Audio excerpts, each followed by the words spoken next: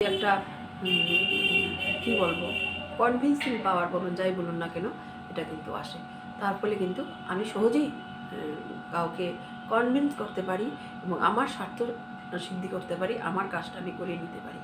এই থার্ড হাউসে সূর্য থাকাকালীন ধরুন কোনো কাজ আপনার বহুদিন ধরে আটকে আছে, সেই কাজটা কিন্তু হয়ে যায়। বিশেষ করে যদি গভর্নমেন্ট রিলেটেড, ধরুন আপনি কিছু জায়গা জমি রেজিস্ট্রি করতে পারছিলেন না, কোনো লিগেল ইস্যু, সরকারি ইস্যু প্রতিবন্ধকতা সৃষ্টি করেছিল, এবার কিন্তু এটা দূরীভূত হবে।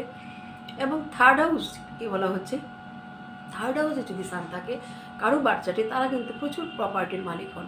এই সময় এই একটি মাস 15 জুন থেকে 15 জুলাই হয়তো আপনি কোনো প্রপার্টি পারচেস করারও কিন্তু যোগ দেখাচ্ছে। যারা প্রপার্টির সঙ্গে যুক্ত আছেন বা ওই ধরনের ব্যবসার সঙ্গে যুক্ত আছেন, তাদের ক্ষেত্রে কিন্তু অত্যন্ত শুভ এই মাসটা বলা চলে। থার্ড হাউসে সান থাকার ফলে আপনার যে ছোটো ভাই বোন, তাদের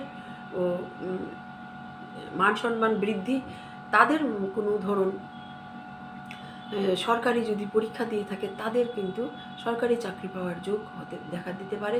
থার্ড হাউস আপনার প্রতিবেশী, সুতরাং প্রতিবেশীদেরও একটা স্ট্যাটাস বৃদ্ধি পাওয়া, আপনার ভাই বোন থার্ড হাউস সেটাও কিন্তু দেখাচ্ছে। তাদের ভাই বোনেরও সামাজিক যে একটা পদমর্যাদা, সামাজিক মর্যাদা, সেটাও কিন্তু বৃদ্ধি পেতে পারে এই সময় থার্ড হাউস যেহেতু সূর্য বসে আছে।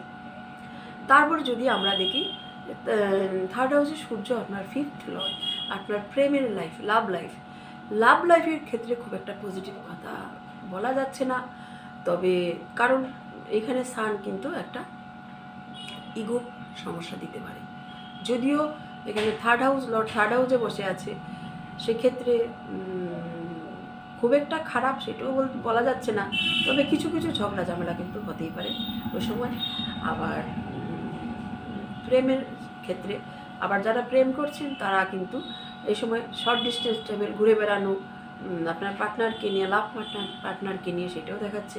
কারণ ফিফথ লর্ড থার্ড হাউসে গেছে, third god short distance travel. এমনিতেও থার্ড হাউসে আমাদের থার্ড হাউস লর্ড থার্ড হাউসে বসে আছে, আপনাদের ছোটো ছোটো ট্রাভেল বোঝায়। আবার থার্ড হাউসের সান কিন্তু দেবালয় শিবালয়কেও বোঝায়।